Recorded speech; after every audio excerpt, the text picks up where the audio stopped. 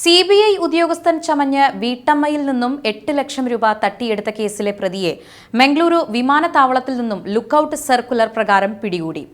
കാസർഗോഡ് കാഞ്ഞങ്ങാട് സ്വദേശി പാമ്പുവിട്ടിൽ 24 വയസ്സുള്ള ഫർഷാദിനെയാണ് തൃശൂർ റൂറൽ ജില്ലാ പോലീസ് സൂപ്രണ്ട് ബി കൃഷ്ണകുമാറിന്റെ നേതൃത്വത്തിലുള്ള പ്രത്യേക അന്വേഷണ സംഘം പിടികൂടിയത്.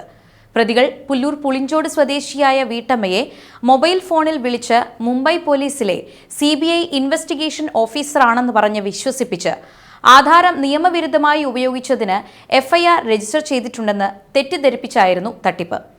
വെബ്സൈറ്റ് വഴി വ്യാജ FIR അയച്ചു കൊടുത്ത പ്രതി ബാങ്ക് അക്കൗണ്ട് വെരിഫൈ ചെയ്യാനാണെന്ന് പറഞ്ഞ് 2024 മാർച്ച് 4-5 തീയതികളിൽ വിവിധ ബാങ്ക് അക്കൗണ്ടുകൾ വഴി 8 ലക്ഷം രൂപ തട്ടിയെടുത്ത കേസിൽ സ്വന്തം ബാങ്ക് അക്കൗണ്ടിലേക്ക് 4,90,000 രൂപ അയച്ചു വാങ്ങി തട്ടിപ്പ് സംഘത്തിൽ ഉൾപ്പെട്ടതിനാണ് അറസ്റ്റ്.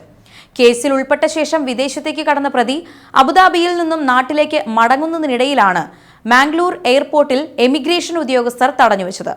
തുടർന്ന് ജില്ലാ പോലീസ് മേധാവിയുടെ നേതൃത്വത്തിലുള്ള അന്വേഷണ സംഘം എയർപോർട്ടിലെത്തി അറസ്റ്റ് ചെയ്ത് ഇരിങ്ങാലക്കുടയിലെത്തിക്കുകയായിരുന്നു.